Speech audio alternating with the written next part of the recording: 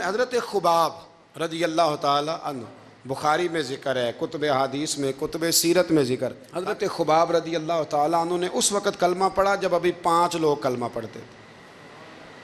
کل بندے السابقون الاولون۔ آپ فرماتے ہیں جس عورت کا میں غلام تھا نا، ام انمار اس کا نام تھا،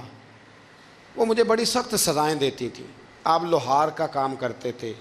سلاخیں، آپ کو پتہ ہے لوہار سلاخ رکھتا ہے پہلے آگ میں بھٹی میں، پھر وہ جب پوری طرح تپتی ہے پھر کچھ بنتا ہے،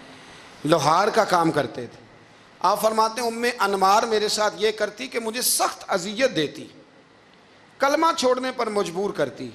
ایک دفعہ تو ایسے ہوا کہ اس نے کافروں کی ڈیوٹی لگائی، میں گلی سے گزر رہا تھا، مجھے نہیں پتا تھا ان کی پہلے سے تیاری ہے، انہوں نے کوئلے جلا کے رکھے ہوئے تھے، مجھے پکڑا، میرا کرتا زبردستی اتارا، کوئلوں پہ لٹا دیا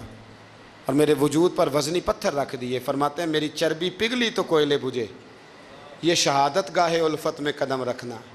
لوگ آسان سمجھتے ہیں مسلمان ہونا، زخم پہ زخم کھا کے جی، خون جگر کے گھونٹ پی، آہ نہ کر لبوں کو سی، یہ عشق ہے کوئی دل لگی نہیں، اس میں بڑی برداشت کرنی پڑتی ہے۔ آپ فرماتے ہیں کہ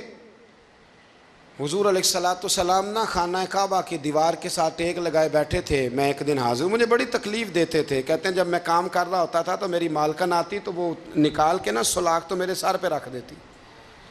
میرا سارا وجود زخمی تھا۔ حضور خانہ کعبہ کی دیوار سے ٹیک لگائے بیٹھے تھے، میں حاضر ہوا تو محبوب کریم بھی اٹھے،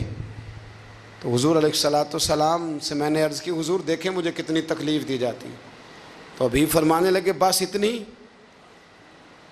بس اتنی، فرمایا تم سے پہلے لوگوں کے سروں پر آرے رکھ کے 2 حصوں میں چیر دیا جاتا تھا، لوہے کی کنگھیوں سے ان کے وجود ادھیڑ دیے جاتے تھے، پر وہ سی نہیں کرتے تھے، اف نہیں کرتے تھے، میں خبردار بس اتنی۔ اور پھر میرے حضور نے ہاتھ اٹھائے، کہا اے اللہ خباب کی مدد فرما، اے اللہ خباب کی، اتنے لفظ ادا کی۔ حضرت خباب کہتے ہیں پھر میں نے وقت کو وقت دیا، پھر میں نے حالات کو وقت دیا، پھر میں نے اپنے محبوب کی دعا کو قبول ہوتے دیکھا۔ فرماتے ہیں وہ میری مالکن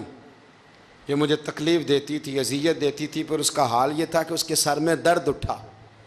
اور جس طرح کتا چیختا ہے جب اسے مارا جاتا ہے تو وہ چلاتا ہے، اس طرح وہ آوازیں نکالتی۔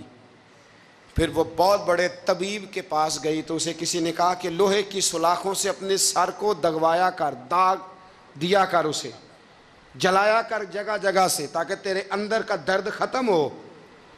تو آپ فرماتے ہیں پھر لوگوں میں نے صبر اور استقامت کا رزلٹ دیکھا کہ وہ جو مجھے بطور سزا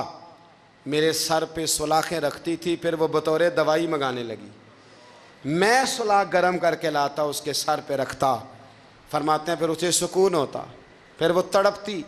اور چونکہ مجھے تو وقت یاد تھا نا، کہتے ہیں لیکن میں مصطفیٰ کریم کا کلمہ پڑھتا تھا، میں نے کبھی دوبارہ پلٹ کر اسے یہ بات یاد نہ کرائی۔ آپ وقت دیں، ماحول کو ٹائم دیں، آپ دیکھیں، ہاں یہ ضرور دیکھ لیں کہ آپ کے ضمیر کے اندر کوئی ایسی بات تو نہیں، کوئی ایسا معاملہ تو نہیں کہ جہاں آپ غلط ہیں، اور اگر ایسا نہیں پھر آپ وقت دیں آنے والے اسباب کو۔ ہم نہ بڑی جلدی ہے، ہمیں دعا کرائی ہے تو آج شام تک مسئلہ ٹھیک ہونا چاہیے۔